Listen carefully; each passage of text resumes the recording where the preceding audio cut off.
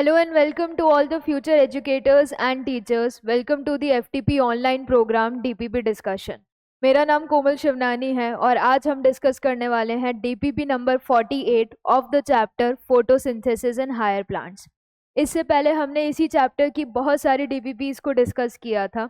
उसमें जो क्वेश्चंस थे वो बेसिक NCERT बेस्ड, एक दो calculative questions related to C3 and C4 pathway. आज जो डीपीपी है इस चैप्टर की, उसमें हम फैक्टर्स डिस्कस करेंगे कि फोटोसिंथेसिस के कौन से फैक्टर्स हैं जिससे फोटोसिंथेसिस अफेक्ट हो रहा है। उस रिगार्डिंग हम क्वेश्चंस को यहाँ पर सॉल्व करेंगे। So let's start. Question number 1. The correct sequence of cell organelles during photorespiration is.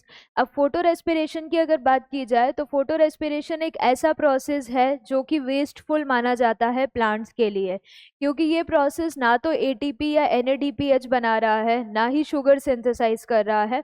उल्टा जो CO2 फिक्स की गई है उसका लॉस कर दिया जा रहा है बाय यूटिलाइजिंग एटीपी। तो ये इसलिए हो रहा है क्योंकि जो रुबिस्को एंजाइम है, राइबोलोज बिसफॉस्फेट कार्बोक्सिलेज ऑक्सीजनेज, जनरली क्या होता है, रुबिस्को के साथ CO2 यहाँ पर बाइंड करता है RUBP के साथ और कार्बोक्सिलेशन रिएक्शन हो जाती है। लेकिन अगर एनवायरनमेंट में अगर हम बात करें या तो O2 कॉन्सेंट्रेशन सेल के आसपास ज़्यादा है विद रिस्पेक्ट टू CO2, तो जो रुबिस्को एंजाइम है वो ऑक्सीजनेज एक्टिविटी शो करता है और तब ये फोटो रेस्पिरेशन प्रोसेस चालू हो जाता है। तो ये जो फोटो रेस्पिरेशन प्रोसेस है इसके लिए 3 सेल ऑर्गेनल्स की जरूरत पड़ती है। और अगर हम यहाँ इमेज में भी देखें तो कौन सी सेल ऑर्गेनल है, एक है क्लोरोप्लास्ट।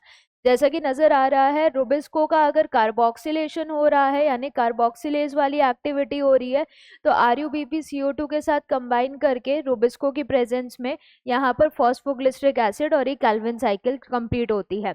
लेकिन अगर रुबिस्को में यहाँ पर ये जो ऑक्सीजनेज वाली एक्टिविटी है ये हो जाए, ऑक्सीजन बाइंड हो जाए, तो उस रेस्पेक्ट में यहाँ पर जो साइकिल चलती है उसको बोला जाता है C2 साइकिल एंड प्रोसेस का नाम है फोटो रेस्पिरेशन, जिसमें यहाँ पर क्या होता है, फॉस्फोग्लिसरेट एंड फॉस्फोग्लाइकोलेट ये दो कंपाउंड्स तैयार होते हैं। देन इसके बाद क्लोरोप्लास्ट से ये एंटर करते हैं परऑक्सीजोम में, जिसमें जो ग्लाइकोलेट बना है वो ग्लाइकोलेट परऑक्सीजोम में जाएगा। देन उसके बाद वो कन्वर्ट होगा ग्लाइऑक्सिलेट में, ग्लाइऑक्सिलेट से बनेगा ग्लाइसिन और फिर ये ग्लाइसिन एंटर करेगा माइटोकॉन्ड्रिया में। ग्लाइसिन माइटोकॉन्ड्रिया के अंदर कन्वर्ट होगा सेरीन में एंड इससे यहाँ पर जो CO2 फिक्स था वो लॉस हो गया। सेरीन से फिर अल्टीमेटली ग्लिसरेट वापस यहाँ पर एंटर कर जाएगा क्लोरोप्लास्ट में। तो जो प्रॉपर ऑर्डर अगर हम देखें तो वो क्या है, क्लोरोप्लास्ट देन परऑक्सीजोम देन माइटोकॉन्ड्रिया। अगर हम यहाँ ऑप्शंस को देखें तो ऑप्शन में क्या क्या है, chloroplast then Golgi body, Golgi body तो है ही नहीं तो ये गलत हो जाएगा। देन इसके बाद chloroplast and rough endoplasmic reticulum, तो ये भी नहीं है तो ये गलत हो गया।